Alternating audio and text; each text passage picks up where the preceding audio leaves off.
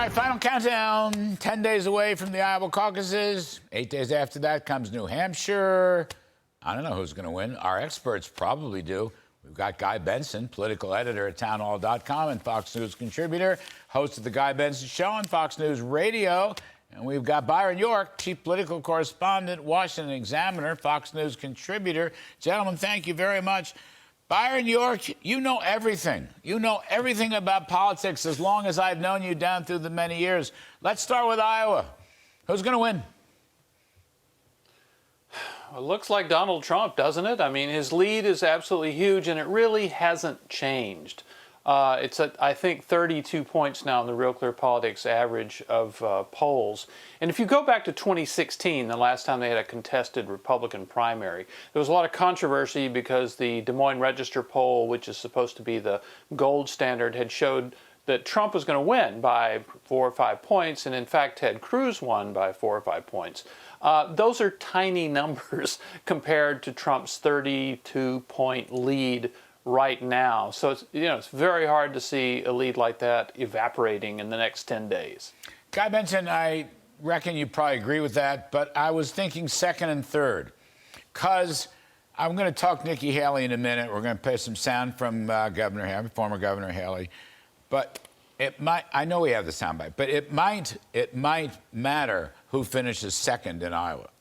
It might. It might. I mean, I would say that the DeSantis campaign has worked extremely hard in Iowa. He went to all 99 counties. All the eggs are in that basket for him. So he's going to look to overperform. Whether he can make up that gap and win, that'd be a huge shock on caucus night. But you never know, right? We keep saying, well, the voters haven't said anything yet. Well, that'll change very, very soon. But then there could be a completely different outcome in a place like New Hampshire, where his campaign is basically, I don't want to call it dead, but not really attempting anything there, single digits. Nikki Haley appears to be, at least for now, surging at the right time within single digits of Donald Trump. So you could get, let's say, a decent showing, a second place showing by DeSantis in Iowa, and then a close one. But if Trump then wins again in New Hampshire, and he is ahead in the polling average, then it's really hard to imagine a path for anyone other than him to claim the crown. All right, Nikki Haley's fighting like hell in New Hampshire. Now, she's made some mistakes. I don't know, saying she's going to correct the Iowa vote. I don't. That stuff, it's too much horse race for me. Gentlemen, I want you to listen, though. Nikki Haley was on Fox News this afternoon, America Reports. Here's what she said about a pardon of Donald Trump. Well, I think you only do it if someone's found guilty. So, what I'll say is this is about moving the country forward. And the last thing we want to see is an 80-year-old former president sitting in jail. So, Byron, that's a very clever thing she's doing. Now, I know Mr. Trump won't like it. She's not only saying she'll pardon him if he's guilty, but that last thing we want is an 80-year-old former president sitting in jail. So she's being compassionate, Byron. I know. She's being compassionate, but she's making a very tough, difficult, one could say cruel point. What do you think about that? Yeah, she's being compassionate because of the former president's advanced age, which, by the way, is a lot older than she is.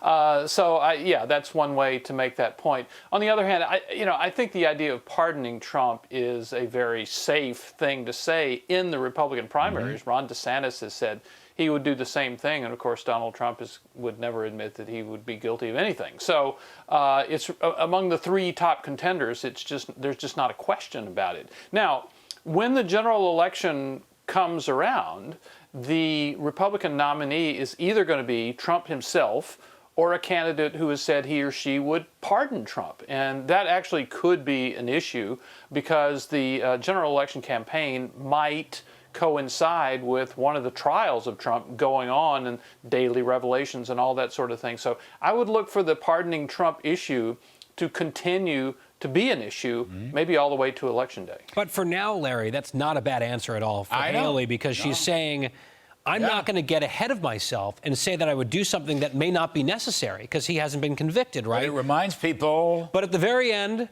he's very old, right? So she got both in. And at the very end, he's under legal attack. Right. Whether that's fair or unfair. Although, I mean, the electorate knows that. The Republican electorate is well aware. I mean, it's like it's helped him. She's the compassionate Republican.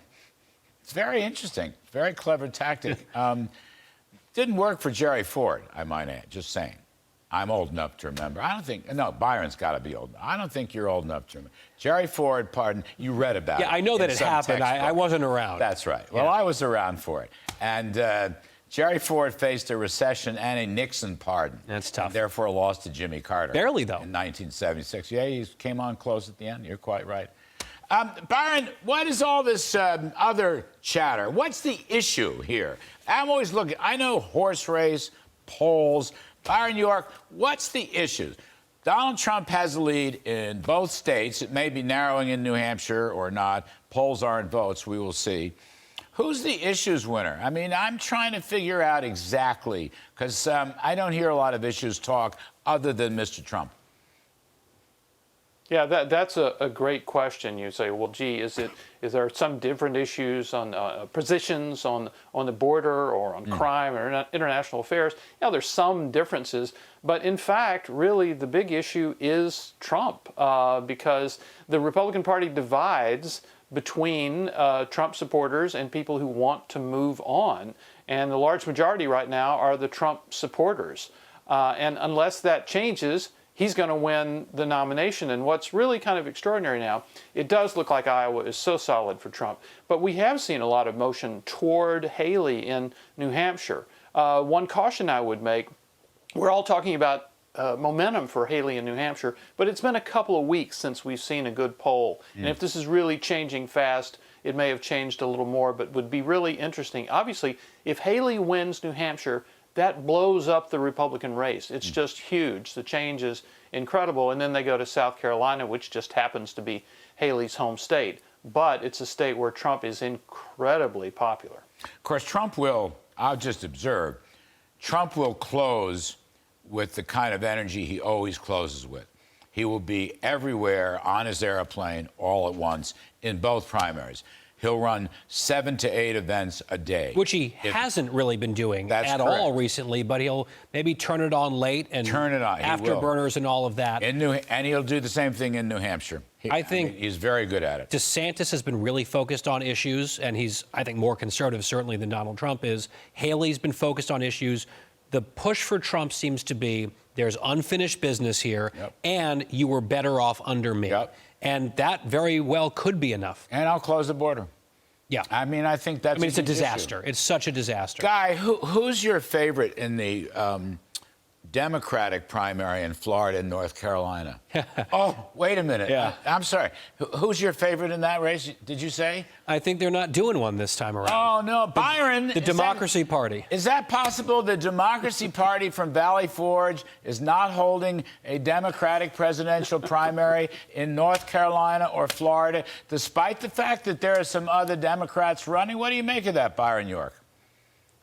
That is absolutely the case. Now, it's happened before with incumbent presidents where the party didn't hold a primary. Including Florida. Trump. Florida is a very, very important case. Now, what you're seeing, though, is Robert F. Kennedy Jr. specifically getting enough support in the states where he might have ballot access. Remember, he's only got access in Utah so far, but he might have ballot access to actually make a significant difference in that race. And the last thing the Biden White House and campaign wants is another candidate in the race who might take away from Joe Biden, whether it be Joe Manchin on a no-labels candidacy, which has not happened at this point, Robert F. Kennedy Jr., Cornel West. They need every single vote they can get. Yeah. The party of democracy has no democracies. I'm sorry. Guy Benson, Happy New Year. Byron York, Happy New Year. Thank you both for contributing. We appreciate it.